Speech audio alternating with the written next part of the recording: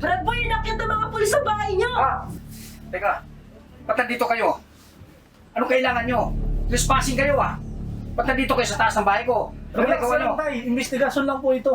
May tinuturo kasi ang kasit namin na si Sarah, yung anak mo.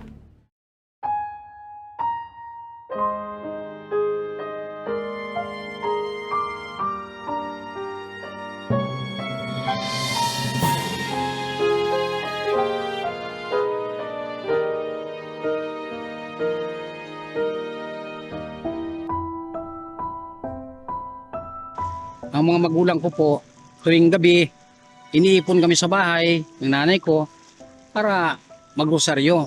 Pinapalo kami ng nanay ko at kinukurot kung hindi kami magsasama sa kanya magrosaryo.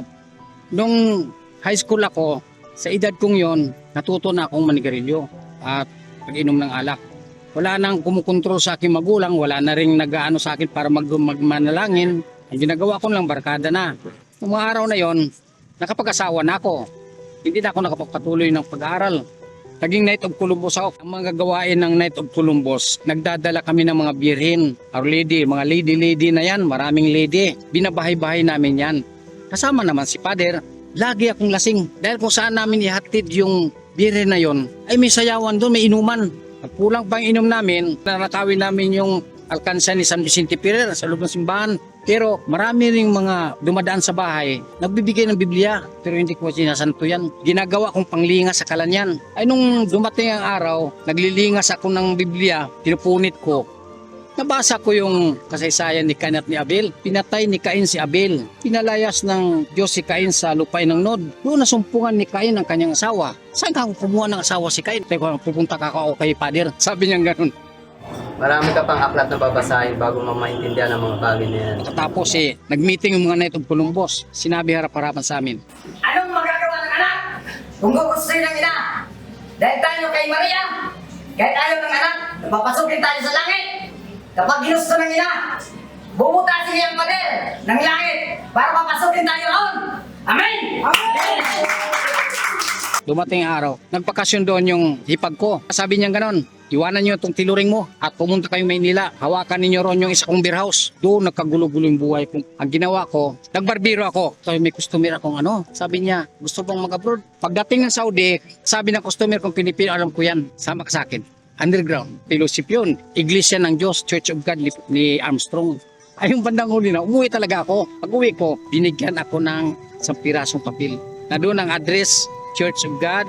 Hanapin mo ito, brada. Ito mo makikita ang lokal sa Manila. Pagbaba ko ng bus, nawala na yung papel na yun. Napunta na naman ako sa kung ano-anong reliyon, pero hindi naman ako tumigil sa bisyo. Hala araw-gabi sa TV ako nakatutok.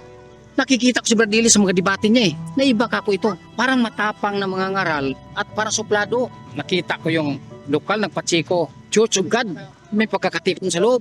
Isang buwan akong dumalod-dalo dyan. Pero sige pa rin ako. Inuman pa rin yung siging di pa nagbabago. Ay di nagpa-doktrina ako hanggang sa tinapos ko yung doktrina sa lokal na ng North Bay. Tumibay ako dyan sa lokal ng Pilapil. Naging group servants na ako dyan. Naging upaw na ng choir. Lagi ako sa lokal. Halos doon na lang ang oras ko sa lokal. Doon na yung asawa ko. Lagi na lang sa kasino. Wala ka ng oras dito sa bahay. Lagi ka na lang doon kay Soriano. Doon ka naman kaya tumala kay Soriano. Total, lagi ka naman nandun Araw-araw ka nandun Sabi ko, kung pakialaman mo ako sa pang relihiyon kong pananampalataya ko, kahit wala ka akong asawa. Dahil mas mahalaga ang Diyos kaysa asawa. Sige na naman sa kasino na naman. Nagkaroon siya ng cervical cancer.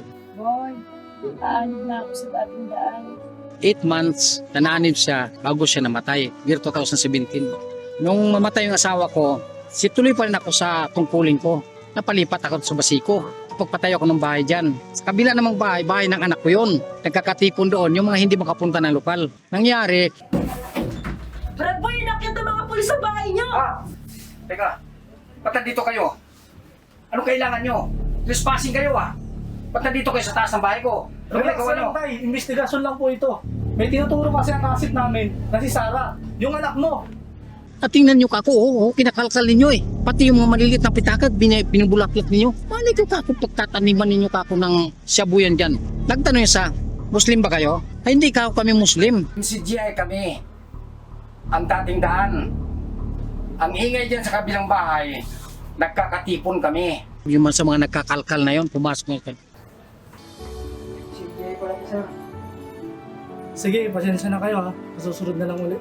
Nagbabaan sila. Sinabayan ko naman ng sumakay sa motor tapos pumunta kay Brad Noel sa lokal.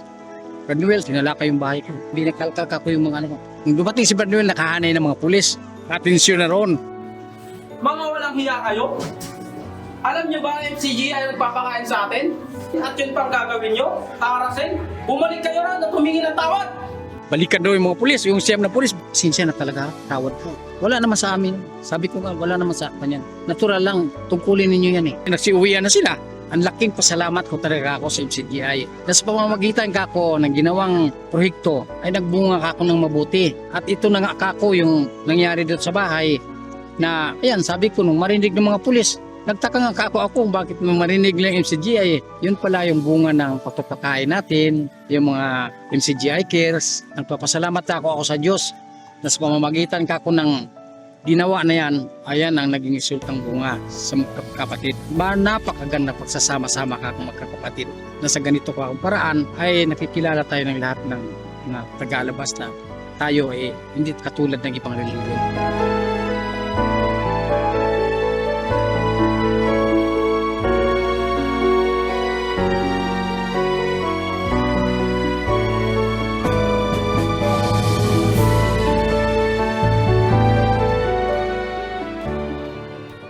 Ako po si Brad Boy Andrade at ito po ang istorya ng aking pananampalataya. Maraming salamat sa Diyos.